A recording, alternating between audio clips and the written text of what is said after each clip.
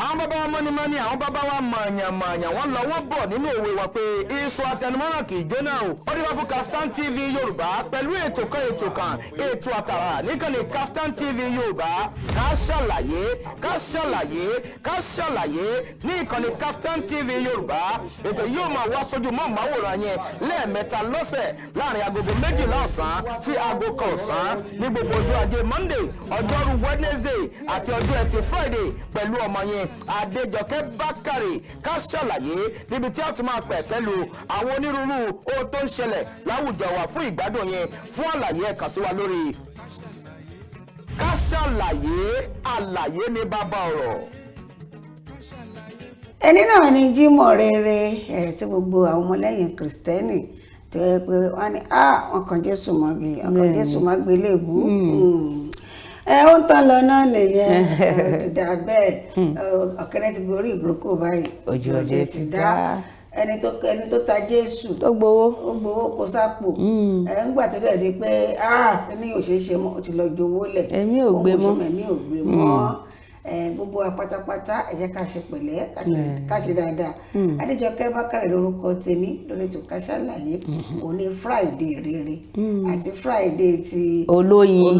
ti dùmátì gbogbo ẹ̀ ti kóra wọn lẹ̀ wá. bẹ́ẹ̀ ni gbogbo ẹ̀ wọnú ara wọn ni ìwọ tó bá jẹ́ Kristẹni ò ní excuse ìwọ tó bá jẹ́ Mùsùlùmí ò ní excuse gbogbo àmọ́ bára wa lè jọ́sìn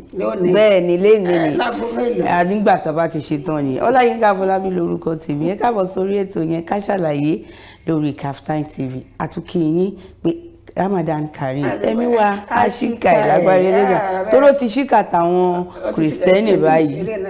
ìlú àwa tá à ń gbàwẹ̀ báyìí ẹ̀rí bá a ṣe rò àwọn ò gbàwẹ̀ rárá. sọ ṣe lẹ́nu lákòókò tèmi wà lọ́jọ́ tèmi nínú oṣù yìí oṣù alápọ̀nlé oṣù bùkún tí tèmi pọ̀ èmi náà ni Mary èmi náà ni Julian èmi náà ni Dorcas èmi náà ni kẹ́ni Deborah èmi náà mo jẹ́ gbogbo ẹ̀ bákan náà tún èmi náà tún ní ìyá àdé ní Central Mosque lọ́pẹ̀lú ìbáṣì jẹ́ Central Mosque tìlú Ìlọrin ni èmi náà lọ lórí alásàlátù àwọn làmírà wọn nílọrin èmi làmírà gbogbo ẹ̀ ni mo jẹ́ lọ́wọ́ tí mo wà òun lágbẹ́sìn ga gbogbo ẹ̀ agbẹ́sìn ga fún mi ní agbẹ́sìn ga wọ́n máa fi mí joyè sẹ́ fún mi ní agbẹ́sìn ga gbogbo yẹn máa múra àti náwó ìfinijoyè torí tó bá fi hàn joyè ní mọ́ṣáláṣí wọ́n fi akúṣẹ̀ joyè mọ́ṣáláṣí bẹ́ẹ̀ ni ilé ìjọsìn gbogbo ní kí mọ́ṣáláṣí nìkan wọ́n fa akúṣẹ̀ joyè ẹ fara balẹ̀ gbogbo yìí ni máa pètè máa bá a dá sí ẹ̀yẹ fọkàn balẹ̀ ilé náà látún ní ká fi sọ fún yín pé àwọn ẹ̀ṣọ́ aláàbòjú pópó balógun wọn pátápátá dókítà Dr. Bọ̀bọ́yè ó ní àkókò ìsinmi Easter yìí ká fi ọkàn balẹ̀ bẹ́ẹ̀ ni wọ́n ti tú àwọn tó máa ṣiṣẹ́ àti special àti regular marshal sí gbogbo ọ̀nà àti special one bẹ́ẹ̀ ni sí àwọn wọ́n ní àwọn ọ̀nà olùdé nínú ìtàwọn wá pé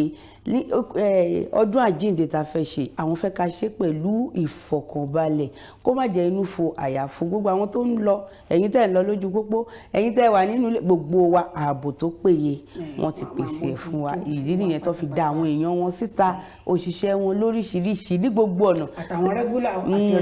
tẹ́ bá ti ń jáde máa pàdé wọn lọ́nà torí kò ní sí súnkẹrẹ fàkẹrẹ ọkọ̀ tí mọ́tò kan bá ṣe kẹ̀ báyìí wọ́n á gbé lọ́wọ́ kan ni tó máa gbé ó ti wà lẹ̀ tí ó bá yẹ pé nǹkan ní kinní kan lójú wọn ti dá àwọn àdùpòpò wọ́n ti wà nílẹ̀ láti àpòpọ̀ bí àṣà bẹ́ẹ̀ ni agbérapá tó ti wà ní ojúkò gbogbo àwọn òṣìṣẹ́ wọn ó tó 25,225 tí wọ́n dà síta bẹ́ẹ̀ ni lọ́lọ́ka òjọ̀ka lọ́lọ́kan òjọ̀kan tó fi kan ọ̀gá tó fi kan dẹ́pútì ló máa wà lójú iṣẹ́ àwọn gómìnà tó dájú pé àwọn gan fúnra wọn wọ́n máa wà ń tà bẹ́ẹ̀ ni Ṣẹ́gun Ògúngbémidé tìpínlẹ̀ Èkó àwọn gan àti Bísí Sónúsì ńgbà tó yọ gẹ́ Kazeem gan tó wà ń ta kí làwọn wá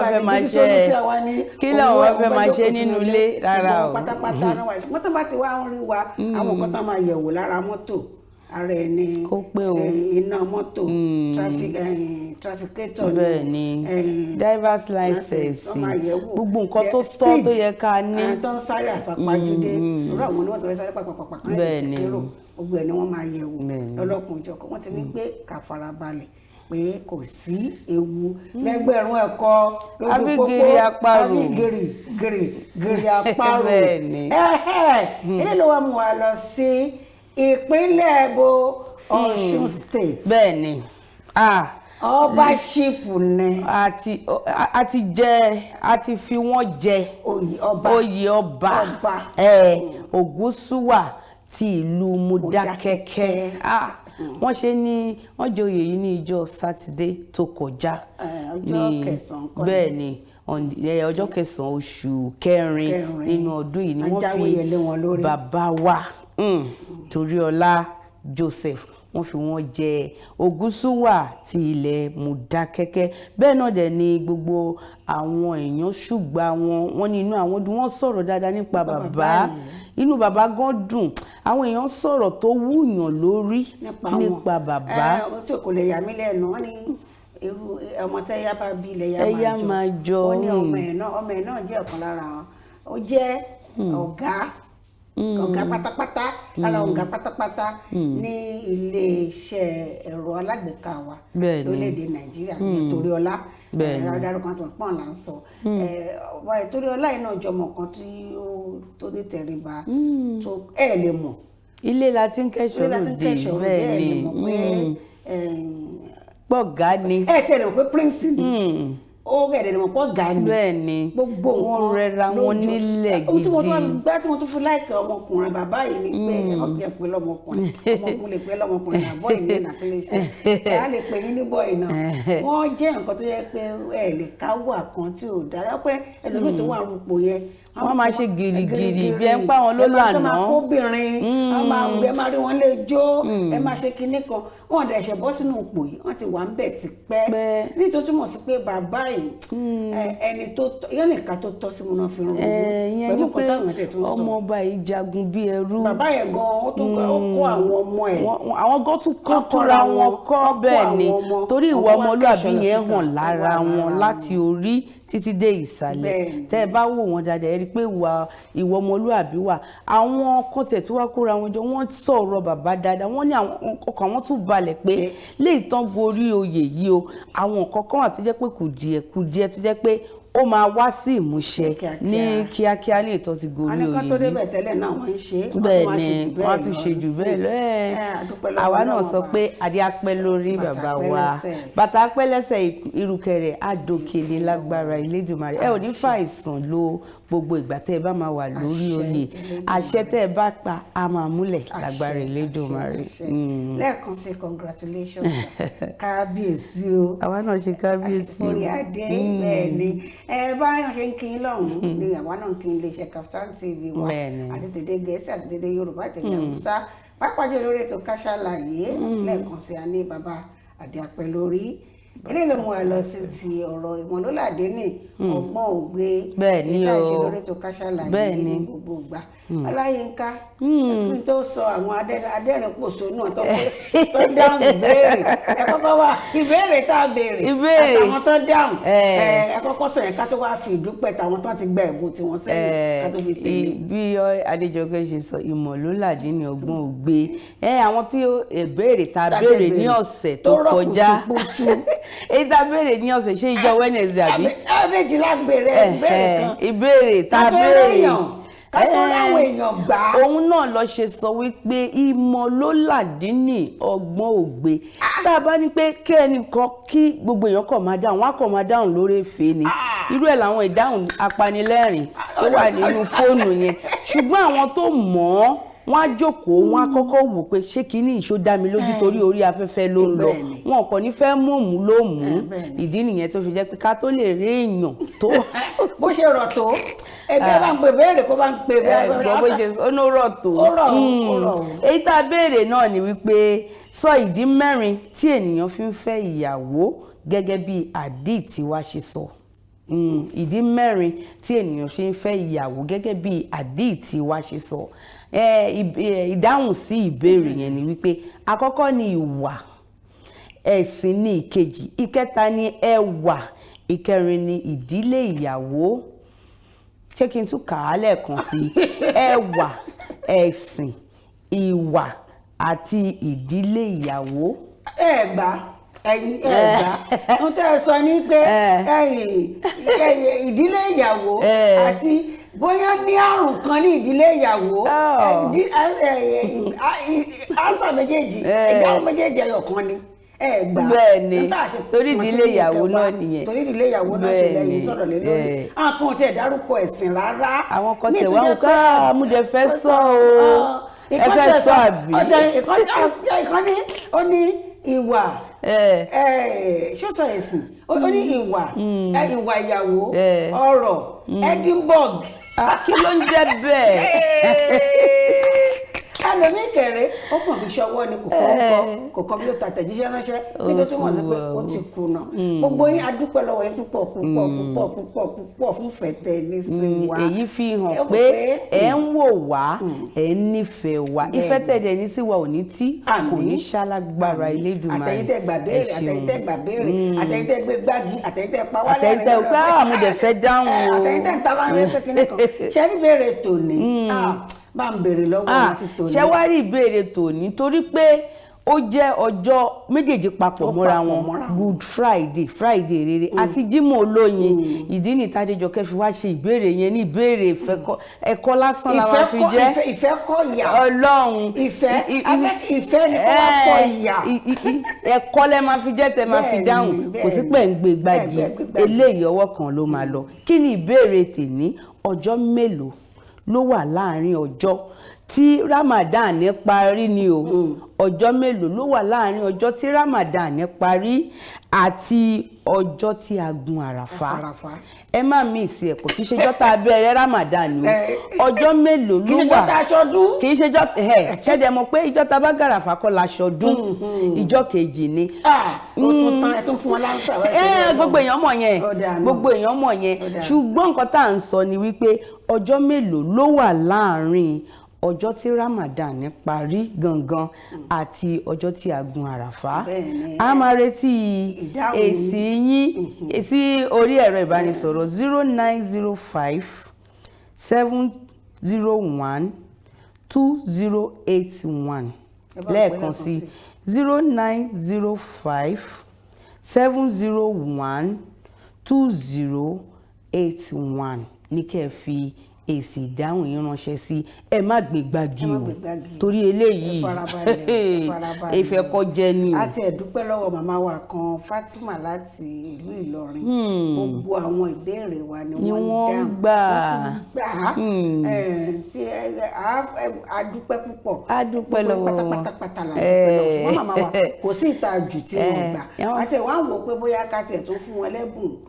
kó má yẹ pé bóyá a fẹ́ ṣojú ṣáájú bóyá a lè ró láàrin ara wa níbi ṣe pé láti gbà tá a ti bẹ̀rẹ̀ náà ti dáhùn. Wọ́n fi hàn wá pé ìlú Ìlọrin ni Kùránì sọ̀kalẹ̀ sí bẹ́ẹ̀ ni. sókè ọya ẹ̀fọ́kànbalẹ̀ járe lára tó lè tó ṣe olúgbọ̀wọ́ wa náà àwọn tó ṣagbátẹrù ẹ̀ gan jù ìlú Ìlọrin náà ti wá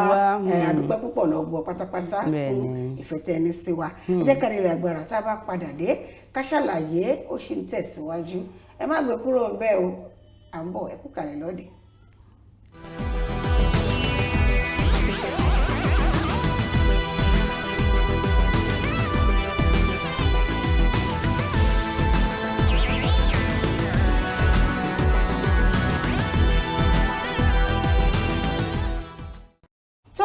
Àwọn ẹbí àwọn arìnrìn-àjò ọkọ̀ ojú irin wọ́n gbé ìgbésẹ̀ láti fi ẹ̀hónú hàn látàrí àwọn ẹbí wọn. Wọ́n ní wọ́n fi ẹ̀hónú hàn ní ìjọ Thursday ìyẹn ní àná ni wọ́n gbé ìwé wọ́n gbé sí létí pé àwọn èèyàn àwọn wọ́n ní bíi 62 passengers àbí 60-62 ìbá àtẹ̀jẹ́ márùn-ún kó jẹ́ márùn-ún. kó mọ̀ wá gbọ́ nǹkan kan nípa àwọn èèyàn wọn kò bójúmu tó kò bójúmu tó ìdí nìyí tí gbogbo wọn fi ṣara wọn jọ pé lánàá o àwọn lọ fi ẹ̀hónú hàn ṣùgbọ́n ìjọba àpapọ̀ ti fi ọkàn wọn balẹ̀ pé àwọn máa rí wọn wọ́n sì ń sọ àwọn máa rí wọn ni àwọn tán jí wọn gbé wọ́n ti ní kí ìjọba jáde kó wá bá wọn sọ̀rọ̀ àwọn àmọ́ ìjọba ìtàn pè wọ́n bóyá minister for transportation ni kó jáde kó wá bá wọn sọ̀rọ̀ àbí minister for information tàbí minister for information ni kó bá tàbí bóyá àwọn iléeṣẹ́ reluwé ni kó wá jáde bá wọn sọ̀rọ̀ bóyá ààrẹ Muhammadu Buhari gan-an láti náà wá bá wọn sọ̀rọ̀ àmọ́tọ́ ní kó wá bá wọn sọ̀rọ̀ wọn tán wá ń béèrè wọ́n ní pé ọmọ mi gbẹ́ náà ló ń jọ́rọ̀ mi sọ̀tì bẹ́ẹ̀ ni ọ̀rọ̀ asọ́tì ló ń jọ́mọ̀ mi gbẹ́nu bẹ́ẹ̀ ni. gbogbo àwọn ẹbí kóra wọn jọ pọ̀ gẹ́gẹ́ bí Ọláyínká ti sọ ní àná òde òní wọ́n ti sọ láti bóyá ìbẹ̀rẹ̀ ọ̀sẹ̀ yìí pé àwọn máa farahàn ní àmàkọ́rọ̀jọpọ̀ ní National Women Rights Commission láti jẹ́ kí ìjọba kó gbé ìgbésẹ̀ nígbà tó ń sọ̀rọ̀ yìí ní Fálànà ti sọ pé gbogbo àwọn ó pé kàn pé àwọn reluwé lẹ́jọ́ àtijọba àpapọ̀ lẹ́jọ́ kàn pé wọ́n lọ́pọ̀ lẹ́jọ́ láti jẹ́ nítorí ọ̀rọ̀ kan tó ti ẹnu wọn jáde wọ́n ní pé àwọn ìṣọ́ èrò àti ọkọ̀ ojú irin pé mọ́dàndófò ó wà lórí ọkọ̀ ojú irin àti èrò àtàwọn èèyàn tó wọ̀ ọ́ ṣùgbọ́n kì í ṣe lórí pé tán bá jí wọn gbé ìkan náà ni gbogbo nígbà tí ìjínigbé ìjàmbá yìí tó ṣẹlẹ̀ ní March 28 láti oṣù tó kọjá tí àdẹ̀ tí ìgbọ́n kankan tó jẹ́ pé àbá wọn sọ̀rọ̀ náà ni wọ́n ṣì ń sọ kò sí bó ṣe máa jẹ́ kò sí ẹbí tàbí ará tó máa fẹ́ kéèyàn òun nù ṣùgbọ́n bàbá Fálànà ti sọ pé ó ti ẹ̀dá ó ní ohun tí wọ́n ṣe yìí ó ní máa jẹ́ kí ìjọba dìde sí i kí wọ́n wà lórí ẹsẹ̀ wọn bẹ́ẹ̀ ni láti tètè ṣiṣẹ́ takuntakun sí i àwa náà gbà ládùúrà pé gbogbo ẹnikẹ́ni tó kópa tó wà nínú ìjàmbá yìí láyọ̀ ní gbogbo wa la máa fojú kunra wa lágbára Ọlọ́run àwọn onírànì fẹsẹ̀ sí ẹ̀yin gan tẹ́ ń wò wá ẹ onírànì fẹsẹ̀ sí lágbára Elédùmarè bẹ́ẹ̀ ni. ìyẹn la máa fi lọ sí ti ọ̀rọ̀ gómìnà wa ìpínlẹ̀ Ebonyi. ẹ mọ̀ pé bàbá wa Umahi wọ́n sì ṣe gọ́vùnà ní ìsinyìí àbí gọ́vùnà wọn ó máa parí ní ọdún mẹ́jọ ó máa parí ní ọdún tó ń bọ̀ ìyẹn 2023 tẹ́lẹ̀tẹ́lẹ̀ wọ́n ti ní lọ́kàn pé àwọn fẹ́ jáde fún ààrẹ àbí ààrẹ lọ́nà àwọn fẹ́ jáde fún tẹ́lẹ̀tẹ́lẹ̀ ṣùgbọ́n bóyá fún ìdí kan tàbí kejì náà bá ju ipò ààrẹ lẹ́gbẹ̀mù náà bá ní àwọn tún lọ sí náà bá ní ìsìn àwọn tún lọ sí ilé ìgbìmọ̀ aṣòfin àgbà ibẹ̀ làwọn tún fẹ́ lọ ìyẹn ni wọ́n declare ní ẹnìjọ́ mẹ́ta pé àwọn lọ fún ààrẹ mọ́ àwọn tún fẹ́ lọ fún ilé ìgbìmọ̀ aṣòfin. ṣùgbọ́n àwọn kan sọ pé àìsọ ọ̀rọ̀ ni nígbà tá a gbìyànjú láti bá agbẹnusọ̀rọ̀ wọn media aid wọn spokesperson wọn ìyẹn NYZ kò tí àti ẹ̀rí bá sọ̀rọ̀ fóònù wọn yìí lọ lásìkò yẹn. pẹ̀lú àkókò kò tí ì lọ ó yìí lè lọ tó bá yá àmọ́ yìí hold consult wọ́n yìí consult tá a bá gbàgbé kéèyàn jẹ gómìnà fọdún mẹ́jọ tó ti àdùn omi lọ́rọ̀ tó sọ ń bẹ̀ tẹ́lẹ̀ pé àtìráyè bèrè lọ́wọ́ pé gbọ́ lẹ́nu wọn gangan. nígbà tó ń sọ ìyẹn David Umahi tó ń sọ gbà yẹn pé òun ò fẹ́ di onífẹ̀ẹ́ láti dupò ààrẹ fẹ́ dìde òun dẹ̀ gbìyànjú òun dẹ̀ máa rí dájú pé òun máa tẹ̀síwájú nínú iṣẹ́ tí ààrẹ wa Muhammadu Buhari tó ń ṣe àwọn abéèrè pé bàbá èwo nínú iṣẹ́ wọn tán ṣe lẹ́fẹ́ tẹ̀síwájú ṣé nípa tọ̀rọ̀ ètò ààbò ni àbí ti infrastructure àbí ti nǹkan tó wọ́n gángan. àṣà ìgbọ́n lásọ̀jù ẹ ti ìwà gbà ń kó tààràtà ọrọ̀ ajé àbí yẹn ni tàbí ti ọ̀rọ̀ ká mọ yáwó àbí yẹn ni tàbí ká gbé fúnmọ̀ mi àbí ká tẹ̀ dákẹ́ tí pé kò sí tó kàn mí tó bá yà àmì tó fẹ́ tẹ̀síwájú nínú ẹ̀ ẹ má gbàgbé àwọn nìkan kan náà sọ pé wọ́n máa tẹ̀síwájú nínú iṣẹ́ tí bàbá ṣe tí Muhammadu Buhari ṣe bàbá wa igbákejì ààrẹ lọ́wọ́lọ́wọ́ báyìí àwọn náà jáde wọn náà nífẹ̀ẹ́ láti díje àwọn ó sì díje wọ́n máa tẹ̀síwájú nínú iṣẹ́ tí bàbá ṣe wọ́n máa tẹ̀síwájú nínú ẹ̀ ká wọ́n ní ẹ̀là lọ̀rọ̀ tàbá ti là báyìí tàbá ti sọ báyìí káyà là kọ́rọ̀ wọn dàbí ọ̀rọ̀ ibi tí n bá ti túṣu sí wà ní kó mọ gún ibi tí n bá ti túṣu sí ní kó mọ gún. kó bá lọ túṣu sẹ́nu. kó má lọ fi gbígbá wọn lẹ́nu. ó dáa náà orí òkùnkùn ṣe ní ọlọ́kadà ló ṣe ní dáadáa torí kò sẹ́ni tó dé ipò kan láyé tí ó bá jẹ́ pé Ọlọ́run bá fi fún un o bá lu jìbìtì débẹ̀ Ọlọ́run tí ló máa débẹ̀ tẹ́lẹ̀ náà ni ṣùgbọ́n máa wá dáa kéèyàn débẹ̀ lọ́nà tó tọ́ lákòókò tó tọ́ ìyẹn ló máa fi ìrọ̀rùn àlàáfíà ìbàlẹ̀ ọkàn lo ipò náà bàbá wa David Omahi ti lu ìpínlẹ̀ Ebonyi kádàrá kú lè ṣe lórí kẹ́ẹ̀débẹ̀ ṣùgbọ́n ẹ má gbàgbé pé èèyàn kan kì í jẹ́ kílẹ̀ ò fẹ́ ṣé dandan ni tẹ bá ti kúrò nípò gómìnà fẹ́ ẹ̀ tún sáré lọ sílé ìgbìmọ̀ aṣòfin ìyẹn náà ṣe fẹ́ lọ sí presidency èyí tẹ́ ṣe tì nípínlẹ̀ tẹ́ rí yanjú níbẹ̀ lọ́kọ̀ nígbà tẹ bá débẹ̀ life pension òun lọ ẹ máa gbowó ẹ̀fẹ̀yìntì lọ ẹ tún máa gbowó ilé ìgbìmọ̀ aṣòfin ẹjọ́ kí ló dé tó yẹ kó gbogbo yín pátápátá ẹ ṣe jọyè wọ̀ bíà ẹ jáde lágbára tá a bá padà dé Kasalaye ṣì ń tẹ̀síwájú ẹ̀ má bàa.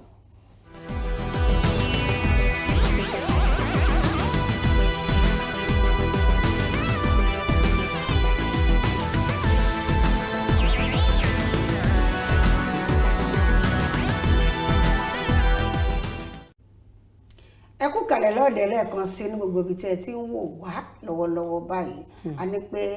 báwo lójú ọjọ́ ṣe rí ẹ má gbàgbé láti darapọ̀ mọ́ wa ní gbogbo àwọn ẹ̀rọ alátagbà wa pátápátá Kaftan TV Yorùbá wà lórí Facebook gbogbo àwọn ètò ọlọ́kan òjọ̀kan ẹ máa bá pàdé ńbẹ̀ a wà ní YouTube náà ẹ lọ síbẹ̀ Kaftan TV ìtẹ́ bá fẹ́ wò tó bá Kasalaye lè fẹ́ pé #Kasalaye gbogbo ẹ̀ lẹ́ máa wò bẹ́ẹ̀ pé orí Instagram náà ni àwa ń bẹ̀ ẹ̀rọ agbẹ́yẹfò yẹn Twitter ẹ mọ tweet wa ẹ mọ follow wa káwọn náà mọ follow yín gbogbo pátápátá ká mọ follow Ọlọ́run ọba Elédùmarè aláwùrábí Ọláyínká ètò tó ṣẹlẹ̀ lágbègbè wa nípínlẹ̀ Èkó. ní abúlé Ẹ̀gbá ni àwọn olùtajà gbogbo wọn ló sá nígbà tí wàhálà ṣẹlẹ̀ ní Abattoir ní ibi tí wọ́n ti ń pa ẹran ní ìlú Èkó wa odò ẹran ìgbàlódé ní àwọn ṣé kí la fẹ́ àwọn ọmọ ọ̀tá àwọn ọmọ gọ̀fẹ́ ni wọ́n bá bẹ̀rẹ̀ sí ní gba nǹkan lọ́wọ́ àwọn fi àkókò yẹn wọ́n fi àǹfààní yẹn gba nǹkan lọ́wọ́ àwọn èèyàn wọ́n fi jà àwọn èèyàn lólè wọ́n lọ́ wọn lọ́wọ́ gbà kí ló dé látàrí wípé wọ́n sọ wípé àwọn tó ń wá rajà nínú Abattoir yìí wípé àwọn tó ń wá rajà yìí wọ́n tún fi owó kún owó tán máa fi wọlé bóyá o wá wọlé o bóyá o ra nǹkan o bóyá o ra nǹkan tó bá ti mú ẹ wọlé tẹ́lẹ̀tẹ́lẹ̀ 20 naira ni nísìn wọ́n wá sọ di 50 naira ìyẹn ló wá di iṣu àtayànyàn tó di gbọ́mi sí omi òtó tó fi jẹ́ pé gbogbo àwọn òtajà pátá wọn ẹlẹ́ran gbogbo wọn ló sá àsálà fún ẹ̀mí wọn ṣùgbọ́n àwọn ọlọ́pàá nígbà yẹn wọ́n sọ wípé nígbà tí àwọn débẹ̀ àwọn rí pé kì í ṣe pé owó fi kún owó ni ó díjà sílẹ̀ ohun tó díjà sílẹ̀ ni wípé wọ́n ṣe ètò tuntun tí wọ́n gbé wọlé nípa ìmọ́tótó ìyẹn ló díjà sílẹ̀ ṣùgbọ́n ní àti ẹnu àwọn tá a ti gbọ́ dáadáa ni wípé ohun tó dìídì díjà sílẹ̀ ni ọ̀rọ̀ owó tí wọ́n fi kún fún àwọn òǹrajà bẹ́ẹ̀ ni. bóyá náà mọ̀ pé 30 naira 20 naira owó ńlá ni ṣé rí ọ̀rọ̀ bó ṣe máa ń gba owó lẹ́nu bòde wọn lọ gbé síbẹ̀ ó ṣẹlẹ̀ sí mi oníròyìn ni wá tá a fẹ́ wọlé nàbá ní ká speaker ọ̀n pè wá ká wá ṣe nǹkan bẹ́ẹ̀ ni ẹ sanwó ṣáà ni mo sọ pé owó kílẹ̀ fẹ́ san mo ṣe bá pẹ́kẹ́ tó ṣe kinní báyìí kámẹ́rà rò lè ní ẹ̀yìn àti táyé ẹ dákun nítorí Ọlọ́run ẹ jẹ́ àsọ ti Ìbàdàn tíátíá owó tó ń gbà kí náà fi ṣe ẹ̀yin tẹ́ bá lọ sí Abattoir yìí tẹ́ bá lọ síbẹ̀ ẹ rí i pé wọn kò sí ìtọ́jú tó péye. ibẹ̀ máa rún ní. lójú àgbà wọn ní pé ẹ̀jẹ̀ ni kó lè máa rún tó tán sọ ṣùgbọ́n pé kásòtọ̀ kò mọ́ títì àwọn ibìkan wà pé títì ibẹ̀ wà ó dáa o ẹ̀wọ̀n ṣe ṣùgbọ́n tẹ́ bá fi rìn dé inú bóyá kankan ẹ rí i pé lákòókò òjò pàápàá bí ò tiẹ̀ sójú nǹkan wọ́n máa ń wọ búùtù ni. bẹ́ẹ̀ ni. wọ́n ní mọ́tò tó ná ẹnu bógéètì wọn sí ìsàlẹ̀ wọ́n ní kẹ̀kẹ́ tó ná tó ṣe gbogbo ẹ̀ owó tó ń gbà àwọn ọ̀rẹ́ pé ọ̀rọ̀ olóṣèlú gan tá à ń ṣe lórílẹ̀‐èdè Nàìjíríà àwọn kọ́kọ́ ṣe pé ògbìyànjú fún wa já fún wọn náà bí kan kó máa jẹ ń tẹ́lẹ̀ fún ọ̀kan máa jẹ ẹ̀ fi ní àwọn èèyàn lára ni ẹ tó bá fẹ́ ẹ̀rìn ló fẹ́ rà tó máa sanwó àti pé àwọn tó bá jẹ́ mẹ́ta náà lọ́gbọ́n náà máa sanwó owó kí náà sọ owó tẹ̀ ń gbà kí náà fi ṣe ẹni máa sọ pé nǹkan tá à ń sọ pé kó tà létí tó bá yẹ pé ọ̀rọ̀ ìmọ́tótó náà ń jàlé lórí tòótọ́ ṣé wọ́n ṣẹ̀ṣẹ̀ ń ṣe ètò ọ̀rọ̀ òfin ìmọ́tótó tó ṣẹ̀ṣẹ̀ ń ṣe ni wọ́n ẹ̀ṣẹ̀ máa ṣe nítorí túmọ̀ sí pé irọ́ ni òfútù fẹ́tẹ̀ àárò tọrọ ńbẹ agbẹnusọ iléeṣẹ́ ọlọ́pàá nípínlẹ̀ Èkó ìyẹn kí lórúkọ bàbá wa iná Benjamin Hundeyin ó sọ pé ọ̀rọ̀ ètò ààbò sí nǹkan tó jẹ́ ọ̀rọ̀ ìtàn ó ṣàfẹnu ráńpẹ́ kó ṣùgbọ́n àlàáfíà àtijọba ńbẹ tí ó máa ń ṣe àwọn ara rẹ̀ tó ń pẹ́ pé irọ́ wàhálà ìṣẹ̀lẹ̀ o bẹ́ẹ̀ ni ọ̀nà wá sí tó náà wá ń ju ọ̀rọ̀ síta iléeṣẹ́ ìjọba náà méjèèjì ṣáà náà ń gbọ́ra wọn yé ni ọ̀rọ̀ yẹn wà ó di mọ̀ọ́nú mọ̀ọ́síkùn láàrin àwa ẹ̀yà aráàlú àtàwọn tó ń ṣaṣojú ìjọba àtàwọn àwọn gànfẹ́ tó wà níbẹ̀ ẹ jẹ́ ká lọ sí ti kí ni ọ̀rọ̀ ti òkè òkun Ukraine tó ń ṣẹlẹ̀ ó ti bójú ó ti bá mú ó ti bẹ́nu tó jẹ́ pé àwọn àjọ UN nìkan ti sọ báyìí pé gbogbo àwọn third world country yìí United Nations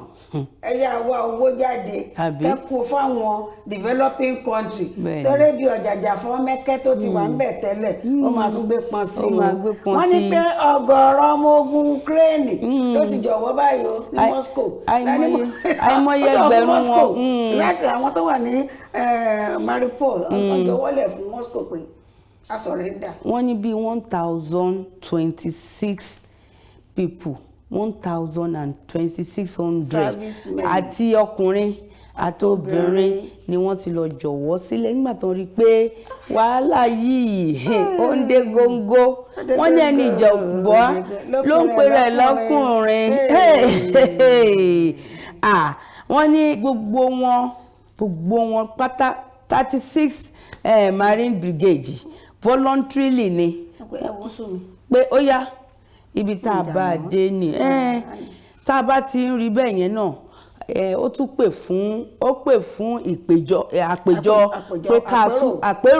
pé ká tún jọ sọ̀rọ̀ yé pé ìgbà tí àwọn ọmọ ogun yín tí wọ́n dẹ̀ ti ń fi idà lélẹ̀ páwọn ò jà mọ́ ẹ jẹ́ ká tún jọ sọ̀rọ̀ bóyá. wọ́n tẹ̀ tí wàá sọ lórí pọ́rọ̀ yẹn máa ṣe yanjú máa ṣe sọ torí tá a bá wò gẹ́gẹ́ bí nǹkan tí ààrẹ orílẹ̀-èdè Amẹ́ríkà ìyẹn Joe Biden tó sọ wọ́n ti sọ tẹ́lẹ̀ pé ìkóranẹpọ̀ fi ṣekú pani ìyẹn genocide ni àwọn Russia ó ti fẹ̀sùn yẹn kan Putin pé ó ń ṣe lọ́wọ́lọ́wọ́ tó yẹ pé ó dà pé kò rí bẹ́ẹ̀ pé kò sí nǹkan tó jọ wọ́n dẹ̀ ti ń gbégbèsè náà pé ẹ jẹ́ ká yọ̀ǹda ẹ fáwọn láyè láti yọ̀ǹda kó gbogbo civilians àwọn tí wọn kì í ṣológun kúrò ní Ukraine tó jẹ́ pé wọn fi bẹ́ẹ̀ fún wọn láyè láti lọ ṣe nígbà tọ́rọ̀ ti wá di ọ̀rọ̀ pé àjàmọ́ yìí a máa ń sọ kinní kan pé ẹlẹ́ẹ̀kọ́ jókòó lórí tábìlì yìí tábìlì kó kẹsọ àsọyé ẹ lọ sójú ogun orí tébù tẹ ẹ jókòó sí yẹn ẹ tún ṣì máa padà wá síbẹ̀ lẹ́yìn tí kí ni ọ̀pọ̀lọpọ̀ dúkìá bá ti sọnù ẹ̀mí ti ṣòfò àkókò ti lọ ti fàkókò ṣòfò ẹfẹ̀mí ṣòfò ẹfàkókò ṣòfò dúkìá ṣòfò ẹ fi okun àti agbára yín ẹ fi ṣòfò ẹdúkẹ́ ilé ẹ̀kọ́ wọn ní kò lè tẹ̀síwájú mọ́ ẹ wá yẹ padà sórí tábìlì ẹ má gbàgbé pé gbogbo ọmọ tó bá pàdánù ọdún kan nínú ìgbẹ̀kọ́ ẹ̀ kò tún lè rí ọdún kan yẹn lé bá wọn kò lè lé bá wọn ó padà sẹ́yìn ni àwọn akẹgbẹ́ ẹ̀ níbòmíì wọ́n ti tẹ̀síwájú nítorí túmọ̀ sí pé ìkìlọ̀ ìṣílétí pé kí lè jẹ́ fún gbogbo pátápátá pé ká gbìyànjú láti rí i pé kò sí nǹkan náà ṣe lè le tó ààyè máa wà lórí tábìlì láti sọ̀rọ̀ àníre jù báyìí lọ ní díẹ̀ tó nǹkan ní nǹkan bẹ́ẹ̀ ni o ọmọ pé ẹni tí náà dẹ̀ ti pọ̀ jù ewé ní tẹ́yìn alásọjá aṣọ ni ilé náà máa fi dúpẹ́ lọ gbogbo àwọn tí wọ́n dáhùn béèrè wa àtàwọn tó ṣòlúgbọ̀ wọn wà a máa ààyè lè gbà wá láti dárúkọ ọ̀pọ̀lọpọ̀ wọn tán àwọn tí wọ́n lè wá tá a fowó ránṣẹ́ sí wọ́n fi àtẹ̀jíṣẹ́ ránṣẹ́ padà sí wa. tó fi kí wa irú ẹ̀ náà ni bàbá wa Abdulganil láti Òmù-àrán àwọn kọ àtẹ̀jíṣẹ́ sí wa wọ́n ní wàràfánà mọ̀nkánà àlìyà iléeṣẹ́ StarTimes TV Yorùbá kò ní jóná wọ́n ní òkè òkè nílé iṣẹ́ wa yóò máa rè àti gbogbo òṣìṣẹ́ àti adarí àti ọmọọṣẹ́ pátápátá a ò ní rí aburú níbẹ̀ wọ́n ní àwọn dúpẹ́ lọ́wọ́ wa pé bá a ṣe múnú àwọn dùn yìí tá a yọ àwọn lójú Ọlọ́run ọba jọ àwa náà lójú lọ́nà rẹ̀ ìyẹn bàbá wa Abdulganil láti Òmù-àrán àwọn nìyẹn bẹ́ẹ̀ náà ni àwọn màmá wa náà Ọlábíyí Fatima Ṣàléwá àwọn dá gbogbo ìbéèrè wa pátápátá màmá wa láti Ìlọrin ni wọ́n ti wá wọ́n jẹ́ kó yé wa pé ìlú Ìlọrin la sọ àlùkùránì sí nítorí pé la sọ kalẹ̀ sí nítorí pé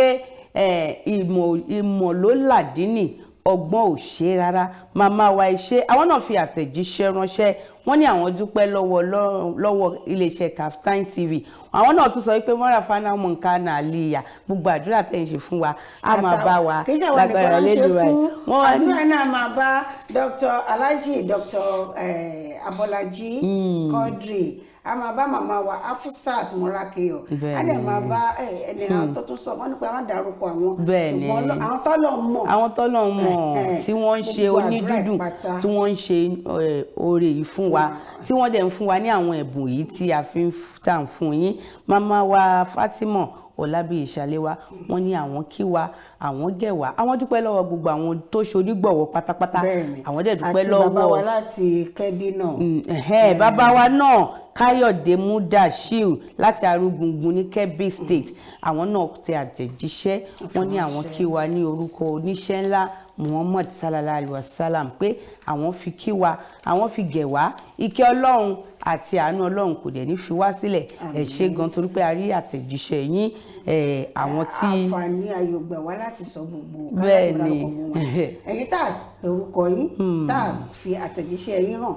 Ọlọ́run mọ̀ yín gbogbo àdúrà tẹ́ ṣe fún wa ẹni tẹ́ bá náà kà wọ́n sọmọ làkejì gbogbo yòókù tiẹ̀ náà ló máa jẹ́ ẹ̀rọ láṣẹ lóye lódùmarè àdúrà tẹ́ ṣe fún wa tẹ́ ṣe fún iléeṣẹ́ StarTimes TV tẹ́ ẹ̀dẹ̀ ṣe fún àwọn tó ń ṣe onígbọ̀wọ́ wa ó máa mọ́ wọn lórí gbogbo ẹ̀ náà ló dẹ̀ máa mọ́ àwọn ọmọ tiyín náà lórí wọ́n ní pẹ́ni tí ó bá ń tún lé onílé ṣe Ọlọ́run bá ló máa tún tiẹ̀ náà ṣe Ọlọ́run àti tìbú àṣẹ pátápátá eléyìí la máa fi dágbére ní abala sáà yìí ní lọ́jọ́ Friday a ti sọ pé ọ̀sẹ̀ rere Jímọ̀ rere òpin ọ̀sẹ̀ rere dẹ̀ ni ká lọ mọ ìtumọ̀ ìtàn àti tó rọ̀ mọ́ àjínde ìsinmi tó rọ̀ mọ́ àjínde ẹ jẹ́ ká lọ mọ̀ ìránṣẹ́ Ọlọ́run tí ó dáńtọ́ wọn ni àgbẹ̀ wa sórí ètò lónìí tábà padà láti ilé agbára àwa pẹ̀lú wọn àjọ máa kọ́ wọlé wọlé wọ́n máa tàn mọ́lẹ̀ yànnàná àjọ máa jíròrò lórí àwọn nǹkan kọ̀ọ̀kan nípa àjínde pàápàá jùlọ tó yẹ pé kó hàn sọ́pọ̀lọpọ̀ wọn òde òní mọ́ èmi tẹ̀ béèrè kan bẹ́ẹ̀ mo ní àmọ́ pé Jésù kú jọ Friday kí ló ṣẹlẹ̀ ní Sátidé ṣó lọ sùn ni mo máa béèrè lọ́wọ́ wọn ó ti wà lọ́ máa béèrè torí àkàn pé Jésù kú Friday ó jí Sunday alọ Galilee ń jọ Monday ẹgbẹ́ kí ló ṣẹlẹ̀ ní Sátidé. àwọn èèyàn fi ń gádàjọ pé ṣé ká máa gbàdúrà ni àbí ẹnu bàbá wa ló ti dùn láti sọ. a béèrè lọ́wọ́ wọn ẹ̀dáàdì ẹ̀wà bá a sọ ẹ̀ wá sọ ìfaralẹ̀ ẹ̀yẹ́ káyọ̀ lágbára tá a bá padà dé ká ṣàlàyé ṣe ń tẹ̀síwájú ẹ kú kalẹ̀ lọ́ọ̀dẹ̀ lẹ́ẹ̀kan sí. Kasalaye fún wọn. Kasalaye fún wọn. àwọn bàbá wa mọ́nímọ́ní àwọn bàbá wa mọ̀ọ̀yàn wọ́n lọ wọ́n bọ̀ nínú òwe wa pé iṣu atẹnumọ́ràn kì í jóná o ó dé wá fún StarTimes TV Yorùbá pẹ̀lú ètò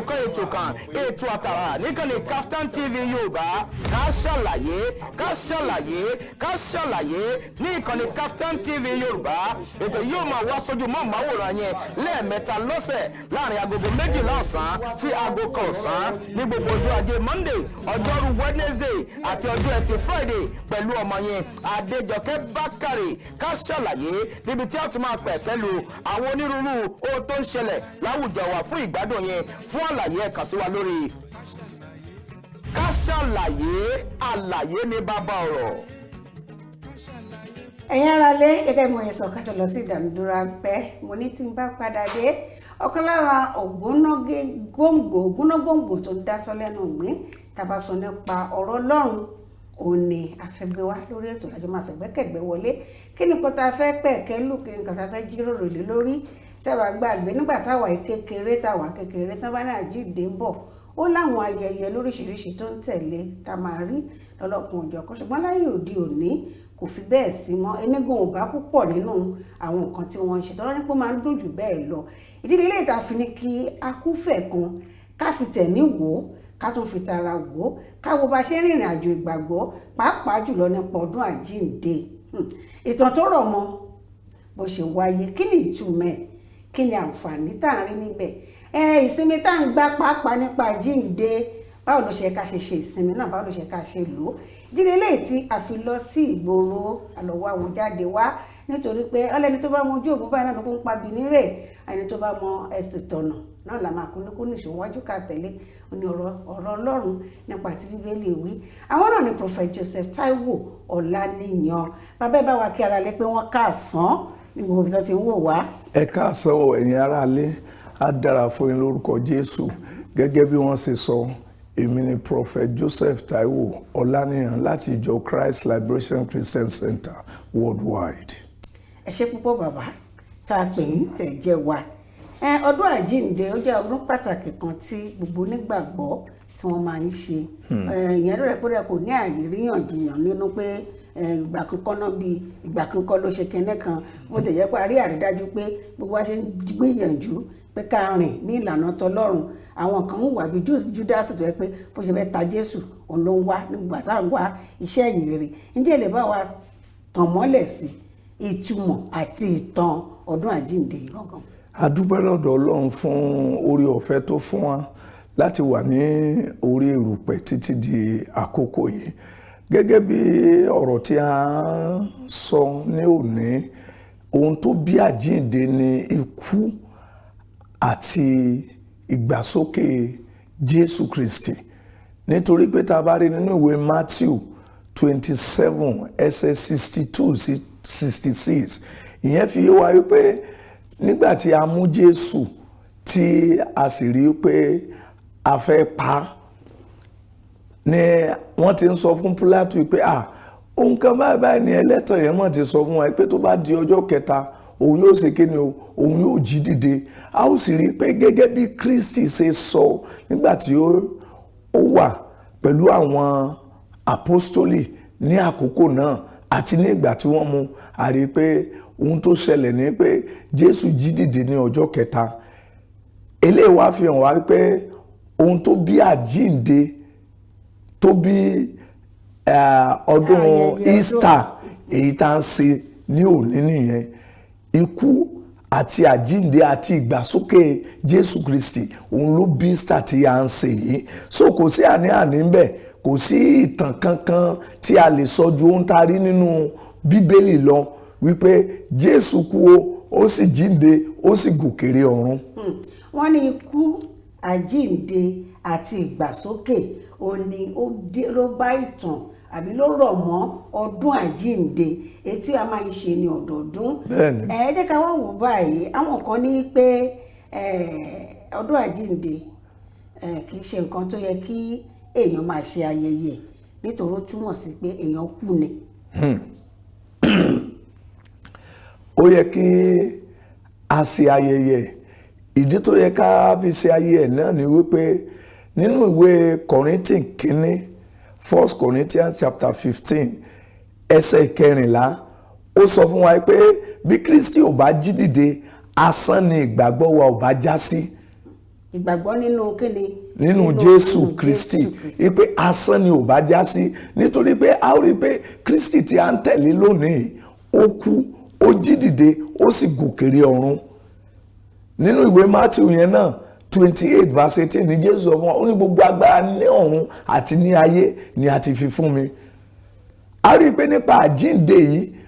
òun náà ló fi ẹsẹ̀ Kristẹni múlẹ̀ nínú ayé wípé ẹni tá ń sìn ó kú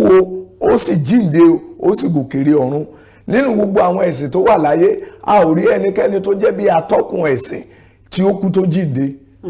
Àtẹ̀gbọ́ pé kàn gbìyànjú ẹ̀ nígbà kan ó jiná ṣùgbọ́n bó ṣe bẹ́ẹ̀ ni àrá ló sán pa so Jésù fi yé wa wípé ó ní èmi ni ọ̀nà òtítọ́ àti ìyè, kò sí ẹnikẹ́ni tí ó lè wá sí ọ̀dọ̀ bàbá bí kò sí nípa ti èmi. So bí Kristi ò bá jíde gẹ́gẹ́ bí Apostle Paul ṣe sọ, ẹni tó pé àwọn sọ pé ẹ̀sìn Kristẹni kì í ṣe ẹ̀sìn, ó sọ nípa ìdánilójú agbára Ọlọ́run pé Ọlọ́run ó sì wà síbẹ̀, Jésù Kristi nínú Ọlọ́run ó wà síbẹ̀, ẹ̀mí mímọ́ nínú Ọlọ́run ó wà síbẹ̀. So irú ayẹyẹ èyí tá ń ṣe lónìí àfihàn gbogbo ayé pé ẹni tí a gbàgbọ́ nínú rẹ̀ ó sùn ó sì jí ó sì gòkè lọ sí ọ̀run. Eléyìí fún wa ní ìrètí wípé bí àwa náà bá sùn a ó ṣe kíni o, a ó jí dìde. Bí Jésù bá sì fa bíbọ̀ rẹ̀ sẹ́yìn náà tí ìgbàsókè bá sì dé, eléyìí fi wá pé gbogbo àwọn tá a bá wà nínú Kristi wípé àwa náà yóò ṣe kíni o, a ó paradà, a ó lọ bá Kristi ní òkè ọ̀run. Ẹ ṣé púpọ̀, ẹ kú ohùn. Ẹ̀yà ara lé ọ̀dà mi wípé ẹ̀ ń dé bí wọ́n ṣe ń tu yìí, lẹ́yìn náà ń dé lẹ́yìn kí sápò. Kí ni ìgbàgbọ́ yín nípa ọdún àjíǹde? Ẹ jẹ́ ká gba bíbá ìwọlé ní ká tó lọ sí ìdánudúró ráńpẹ́. Ó ní pé àwọn òwò ló yẹ kó ṣe ọdún àjíǹde. Nínú ìwé Kọ́ríńtì kínní yẹn 15:20 sí 22 ó wà fún gbogbo onígbàgbọ́. Nínú ìgbà tí àwọn onígbàgbọ́ bá ń ṣe àjọyọ̀ ikú àti àjíǹde àti ìgbàsókè Kristi, nínú ẹ̀ náà ni pé a ó tún máa tan ìmọ́lẹ̀ sínú ayé àwọn tí wọn ò tí ì gba Kristi ní Olúwa àti olùgbàlà wọn. Nítorí pé ohun tá a nígbàgbọ́, ohun tá a rí náà ni pé a ti fi orúkọ kan sílẹ̀ fúnni kí gbogbo ènìyàn kí ó lè di ẹni ìgbàlà, òun náà nípa Jésù Kristi ti Násárẹ́tì. So gbogbo àwọn tá a bá ti fi ayé wa fún Kristi àti àwọn tí wọn ò fi ayé wọn fún Kristi tó ń bá ti ní ìgbàgbọ́ nínú ẹ̀, gbogbo wa náà ló yẹ ká máa ṣe àjọ̀dún àjíǹde. Táwọn èèyàn ara ilé ìbéèrè tí mo bá béèrè tá a bá padà dé òun náà ni pé ọ̀nà olóyè ká máa gbà láti fi ṣe. Ẹ jẹ́ ká délé agbára tá a bá padà dé ká ṣàlàyé. Ó sì ń tẹ̀síwájú. Ẹ kú ayọ̀ ọjọ́ àjíǹde o, ẹ má gbé kúrò ń bẹ̀, àṣìǹbọ̀, ẹ kú kàlẹ̀ lọ́dẹ.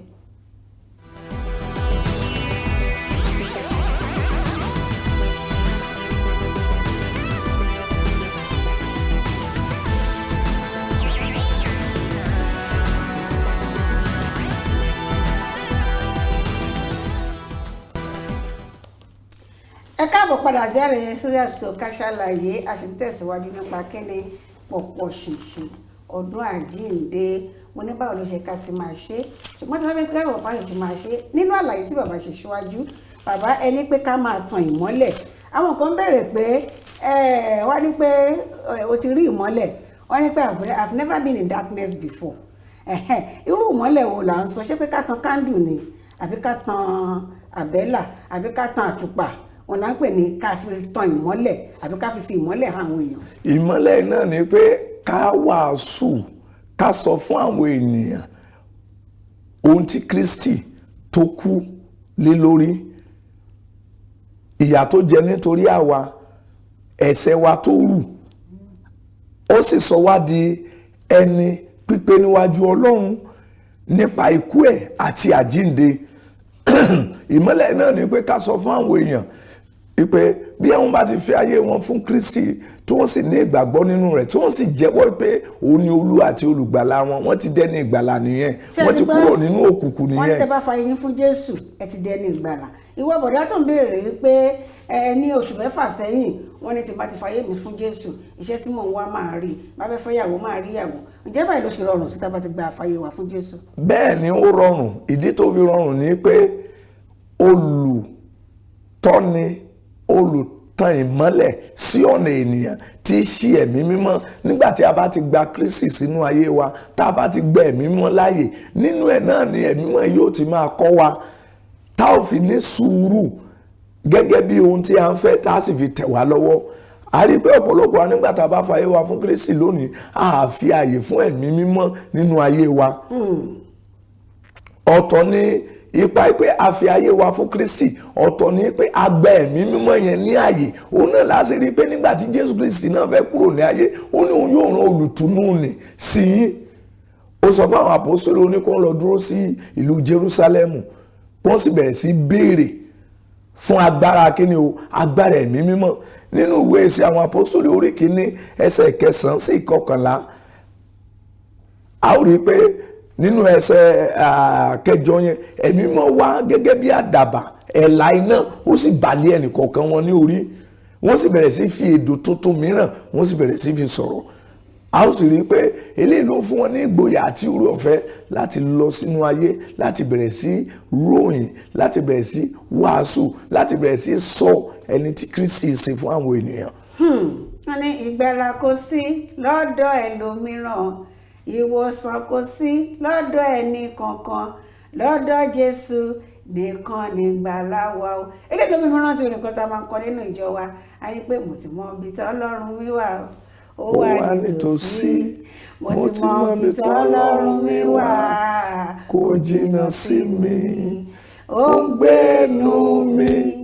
ó ń gbénu ọkàn mi o. Mo ti mọ ibi tí Ọlọ́run mi wà, kò jìnnà sí mi. Ẹjọ́ ẹ farabalẹ̀, kí ló dé?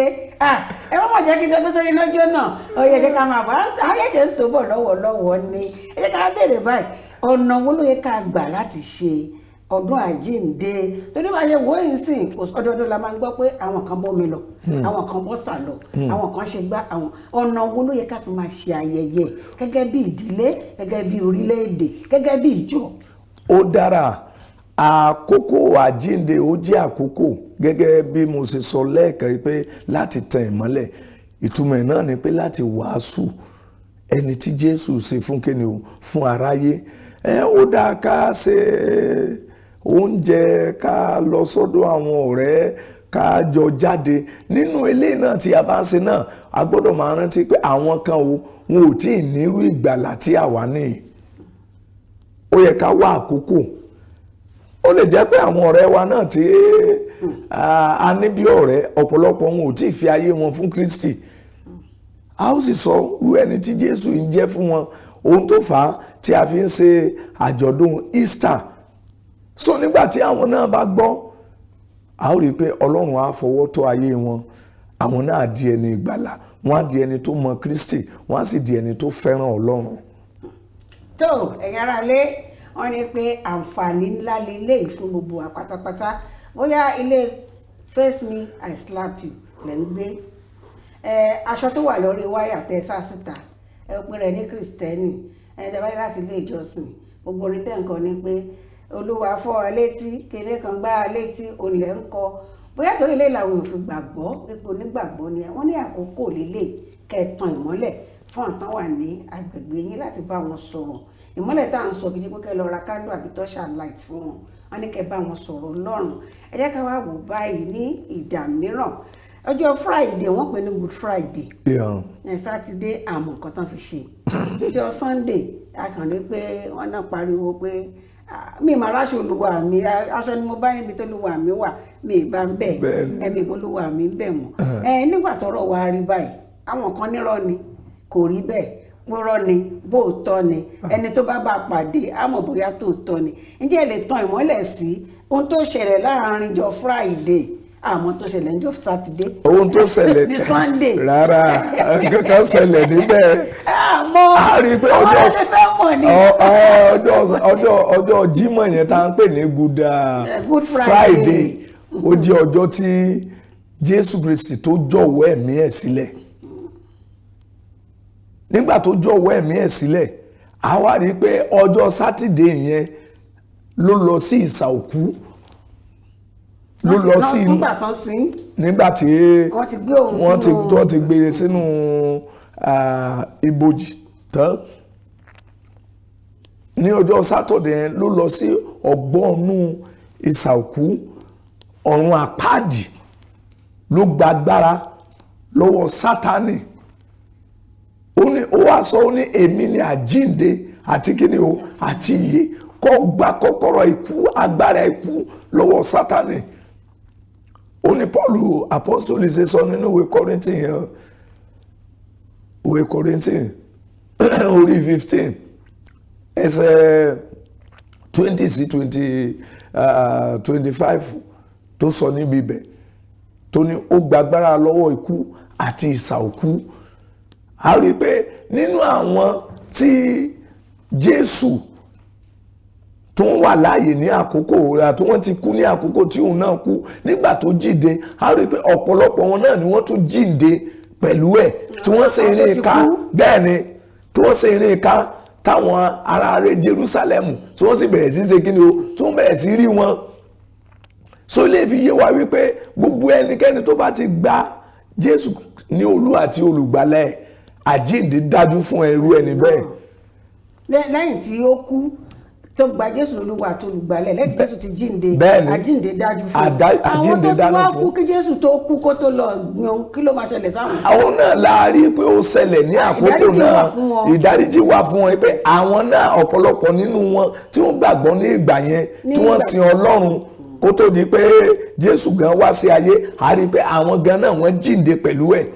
Wọ́n sì bẹ̀rẹ̀ sí rí ká gbogbo ilẹ̀ Jerúsálẹ́mù, àwọn ènìyàn bẹ̀rẹ̀ sí rí wọn. So ilé ìfi wá wípé agbára ìsà òkú àti ikú ọwọ́ ta ló wà? Ọwọ́ Jésù. So ilé ló fi yẹ gẹ́gẹ́ bí onígbàgbọ́ àti àwa tí àti ìfàyè wa fún Kristi ká fi ayé wa fún, ká sì ní ìgbàgbọ́ nínú kíni o, nínú àjíǹde. Bí ọ̀pọ̀lọpọ̀ bá ṣe ń sọ pé kò sí àjíǹde kankan, àjíǹde wà. Àjíǹde wà. Wọ́n tún dárí pé àjíǹde wà. Àjíǹde wà o. Àjíǹde wà. Tó o bá gbàgbọ́ Ọlọ́run má sọ ẹ́ di pé adọ́run mòótọ́. Ẹyẹ kọrin pé ọ̀tún ni ìhò yà sí bọ́dà láyíra, ọ̀tún ni ìhò yà sí bọ́dà láyíra. Tó o bá débẹ̀ tó bá kọjú báyìí, ẹ̀yin tẹ́ ń wò mí apá ìbọlẹ̀ wà lọ́wọ́ tí mo mọ̀ bọ́ ìwà sí mi báyìí, bóyá bí tí mo wọ̀ ẹ̀yin tẹ́ wà lọ́wọ́ ọ̀tún mi, bóyá pọ́n láfíà mi lẹ́wà mi mọ̀. Tẹ́ bá dọ́run ẹ mọ̀ bí tọ́wọ́ ọ̀tún máa wà, àbọ̀ wà láfíà ẹ mọ̀ bí tó máa wà ní. Ẹ jẹ́ ká kúfẹ̀ kàndínkínni ká di òtítọ́ bẹ̀ mú gẹ́gẹ́ bí tá à ń gbọ́ lónìí lórí ètò Kasalaye. Àjíǹde wà lẹ́yìn ikú Jésù Kristi, àjíǹde wà. Èyí tẹ́ ń béèrè pé ní Sátidé kí ló wá ṣẹlẹ̀ láàrin Sátidé, wọ́n ní Jésù tó ń ṣiṣẹ́ lọ ní Rábídún, àbí nǹkan ìbéèrè kan tí ò wá tí yé mi máa ń béèrè lọ́kàn mi, bàbá bóyá tẹ máa bá sọ lónìí. Yẹn pé Judas Iscariot tó ta Jésù, lẹ́yìn tó wá ta Jésù ọkàn wá balẹ̀ mọ́, ó wá lọ ju owó lẹ̀ fún àwọn tó tà fún, ó pàdánù owó, ó tún pàdánù ẹ̀. Ṣé ó náà wà lára tí ó wá jíǹde àbí bò ní ọ̀rọ̀ tí ẹ ṣe jẹ́? Níbo kò jíǹde kankan, ó jíǹde kankan, ibi tí ìrìn àjò ẹ̀ parí sẹ́sẹ̀ mi pé òun fúnra rẹ̀ náà ló parẹ́, ó lọ pokùnso ni. Ìbànújẹ́ ayérayé ó dé bá, kò wá sí ààyè ìrònú pìwàdà fún. Bí olè apá ọ̀tún máa ń wẹ́wẹ́ wọ́n wá kú díẹ̀ kí n kú báyìí máa yọ ayé padà má dùn sí apá ọ̀tún. Táǹfààní ò bá yọ ọ́lẹ̀ ńkọ́, bàálù tó gbéra nípínlẹ̀ Èkó tó ń lọ Àbújá ó débi kan ló bá já, wọn mọ̀ pé pílánì ó jà o, àbí wọ́n dé bá mú dá kinní kan ló já sí. Ẹ wọ́n jẹ́ ká dúró dìgbà tí ó bá di pàpà kókó ká tó mọ Jésù Olúwa àti olùgbàlà. Ẹ jẹ́ ká fi lè kún lẹ́ bàbá gẹ́gẹ́ bí ọdún àjíǹde tá à ń ṣe yìí. A dúpẹ́ lọ́wọ́ Ọlọ́run bá pé àárí dààmú àárí wàhálà, ṣùgbọ́n lórílẹ̀‐èdè káàkiri àgbáńlá ayé ogun lọ́tún ogun lọ́sì a sì sọdún àjíǹde gbogbo gbà. Ǹjẹ́ a fẹ́ sọ pé Jésù ti fọwọ́ lẹ́rán wò wá ràn ni? Jésù ò fọwọ́ lẹ́rán. Ẹ mọ̀ pé àkókò ìgbà tá ń retí ìpadàbọ̀ Jésù nílé, tá bá wo inú ìwé Matthew yẹn orí 24, ọ̀pọ̀lọpọ̀ nǹkan ló sọ nípa ìpadàbọ̀ rẹ̀. Ó ní ogun lọ́tún ogun lósì, ìdágìrì ní ibi gbogbo. So nígbà tí Jésù ti tan ìmọ́lẹ̀ sí ohun gbogbo tí ó ṣẹlẹ̀ kí ohun tó padà wá, ó yẹ kí gbogbo wa náà gẹ́gẹ́ bí onígbàgbọ́ ọmọlẹ́yìn Kristi kí a wà nínú Kristi kí a sì máa gbàdúrà nígbà gbogbo, nítorí pé àwọn ìdágìrì yìí a lè gbàdúrà pé kó má ṣẹlẹ̀. A ti sọ pé a sì kí ni a wáyé, ogun á pọ̀ níbi gbogbo. Ẹ̀wúrò ètò ń ṣẹlẹ̀ láàrin Russia àti Ukraine ní ìsìn, wọ́n ò gbọ́. So ara àwọn àsọtẹ́lẹ̀ náà ló ń ṣe yìí kí Jésù tó ṣe kí ni o kó padà bọ̀. Ẹ̀wúrò ètò ń ṣẹlẹ̀ náà ní agbègbè wa ní orílẹ̀-èdè wa báyìí ní ìsìn, àfi kí Ọlọ́run kó ayọ̀ kó sì pa wá mọ́. Ẹni tí a pa mọ́ òun náà ló yọ nínú ewu. So Ọlọ́run Olódùmarè ò ní fi wá sílẹ̀. So àwọn àsọtẹ́lẹ̀ ohun tí Jésù sọ òun náà ni ó ń ṣẹlẹ̀ yìí. Ó ní wọ́n á máa fi ọmọ fún ara wọn, wọ́n máa sì gbéyàwó, ohun gbogbo á máa lọ, ìdágìrì yóò wà, ogun yóò máa ṣẹlẹ̀. Ó ní láìmọ̀, ó ní Jésù Kristi yóò dé. Ìgbà tó bá wù kó dé, kó bá wà ní ààyè tó yẹ wá. Àmín o. Yà ní sọlé ògo nù. Àní tìtorí àníyàn lé ayé yìí ká sọ bí tó tọ́ iye ààyè tó yẹ wá níjọba ọ̀run ká sọ̀rọ̀ láṣẹ Elédùmarè. Ẹni ọ̀rọ̀ tùnú fún gbogbo àwọn ènìyàn. Mo ti rí kinní kan tún dì mọ́ bí báyìí pé a ní súnmọ́ Jésù o, ó wà nítòsí rẹ, súnmọ́ Jésù o, ó wà nítòsí. Ọlẹ́lẹ̀ gbàdúrà kó wọn wà yóò wáyé. Bàbá ti kọ́lẹ̀ nínú Bíbélì àríkà ń bẹ̀. A lè ní pé kọ́kọ́ mọ́ lùyàwó pa, a lè ní kíyàwó mọ́ lu ọkọ pa, a lè ní kọ́ má ṣe tó wù wọ́n pé ó ti wà ní àkọọ́lẹ̀, ṣùgbọ́n tó dára lójú ni pé ààbò Ọlọ́run kò dájú lórí gbogbo wa. Àbálákòótán ẹ bá wa fún àwọn aráalé ní ọ̀rọ̀ tùnú ká fi kásẹ̀tù lẹ̀. Ọlọ́run yóò ràn wá lọ́wọ́. Àkókò tí a wà báyìí pàápàá ní orílẹ̀-èdè àgbáyé àti ní orílẹ̀-èdè wa Nàìjíríà, àkókò àti súnmọ́ Ọlọ́run ni. Tí a bá ti súnmọ́, òun náà súnmọ́ wa, yóò sì bẹ̀rẹ̀ sí tọ́ wa sọ́nà. Ó ní nígbà tí a bá ní Kristi nínú ayé wa, òun náà ni ìrètí ńlá fún gbogbo ìpèníjà tí ó bá ṣẹlẹ̀ nínú ayé. So ilé fi yé wa gẹ́gẹ́ bí ọmọ Ọlọ́run àti gbogbo ẹ̀yin tẹ́ ń wò mí nílé níbi ibẹ̀ yẹn, àkókò yìí ni àkókò àti súnmọ́ Ọlọ́run àti wọ́ Ọlọ́run gẹ́gẹ́ bí Olúwa àti olùgbàlà wa, láti fi ohun gbogbo tí a bá ní sí abẹ́ ìkáwọ́ ẹ̀ kí ó lè jẹ́ aláàbò fún wa àti olùpamọ́ wa nínú ogun gbogbo tó ń ṣẹlẹ̀. Nígbà tí àwa bá ti sinmi lé, a ó rí i pé àlàáfíà yóò jẹ́ titi wa, ìdùnnú yóò jẹ́ titi wa, ọrọ̀ yóò jẹ́ titi wa. Eléyìí mo fi dá yín lójú, bí a bá ti ní ìgbẹ́kẹ̀lé nínú Kristi tí a sì fi ìgboyà wa nínú Ọlọ́run, ìbẹ̀rù kò sí fún wa, yóò sì dára fún wa lórúkọ Jésù. Àmín. Ìbẹ̀rù kò sí fún mi o rárá o, ìfòyà kò sí fún mi o láéláé, torí mo ní Jésù ní Olúwa àti olùgbàlà mi. Eléyìí ni mo fi dágbére fún yín lórí ètò Kasalaye títọ́jọ́ tòní. Ẹ má gbàgbé láti darapọ̀ mọ́ wa ní gbogbo ẹ̀rọ alátagbà wa pátápátá. Kaftan TV Yorùbá ó wà lórí Facebook. Ẹ bá mi pàdé lórí Instagram page mi Bakare Adejoke Julian. Bákan náà ní Kaftan TV a wà lórí Instagram, a wà lórí ẹ̀rọ ayélujára agbẹ́yẹ̀fò, ìyẹn ní Twitter. Ẹ mọ̀ tweet àwọn náà mọ̀ tweet yín, ẹ mọ̀ follow àwọn náà mọ̀ follow yín. Gbogbo pátápátá wà follow Ọlọ́run ọba. Nítorí ẹ bá ní kẹ́ follow èmi, ẹ lè tì mí ṣubú. Tí bá ní tẹ̀lé ẹ lè ṣì mí lọ́nà. Gbogbo pátápátá bá tábà tẹ̀lé Ọlọ́run ọba, ẹ ṣe wájú báyìí ní tẹ̀yìn wọ́n mọ̀ wò sáré, àní jábọ̀, àní ṣubú dànù. Títí ọjọ́ mìíràn tá a máa tún máa ríra lórí ètò Kasalaye lẹ́yìn ọdún àjínde àbí níjọ́ Monday gangan. Káwá ló tún gbà nígbà tí Jésù bá ti jíǹde kékeré ń gbà iná dẹ̀ máa ń kọrin kan. Jésù jíǹde, àwa ti gbà kó jíǹde. Wọ́n ní ká lọ jẹ ìrẹsì ní Gálílì. Àwọn ò lọ Gálílì ìtọ́ lẹ́kọ̀ọ́. Bíìtì làwọn mú lọ gbogbo gbà. Adúgbò lọ́wọ́ ọlọ́pàá àbomi lọ ní gbogbo ìgbà náà, a sì ní bómi lọ. Lọ́dún yìí láti Elédùmarè, kò sẹ́ni tó máa bómi òkun lọ. Lépínlẹ̀ Èkó ni o, àbí ní gbogbo àgbà ńlá ayé ẹnìkan, àní kúkú ọ̀wọ́ kú láṣẹ Elédùmarè. Títí ọjọ́ ajé tó máa bára pàdé lórí ètò Kasalaye, èmi Adejoke Bakare mo dágbére pé ire o àti ayọ̀ la máa tó fi ríra. Ó dìgbà kan náà. Kasalaye, Kasalaye fún wọn. Kasalaye, Kasalaye fún wọn. Àwọn bàbá wa mọ́nimọ́ni, àwọn bàbá wa mọ̀ọ̀yàn wọ́n lọ wọ́n bọ̀ nínú òwe wa pé iṣu atẹnumọ́ràn kì í jóná o. Ó dé wá fún Kaftan TV Yorùbá pẹ̀lú ètò àtàrà níkànnì Kaftan TV Yorùbá. Kasalaye ní ìkànnì Kaftan TV Yorùbá. Ètò yóò máa wá sójú mọ́ màwòrán yẹn lẹ́ẹ̀mẹ́ta lọ́sẹ̀ láàrin agogo 12 ọ̀sán sí aago 1 ọ̀sán ní gbogbo ọjọ́ ajé Monday, ọjọ́rú Wednesday àti ọjọ́ ẹtì Friday pẹ̀lú ọmọ yẹn Adejoke Bakare Kasalaye, níbi tí a ti máa pẹ̀ pẹ̀lú àwọn onírúurú ohun tó ń ṣẹlẹ̀ láwùjọ wa fún ìgbádùn yẹn. Fún àlàyé ẹ kàn sí wa lórí Kasalaye, àlàyé ní bàbá ọ̀rọ̀.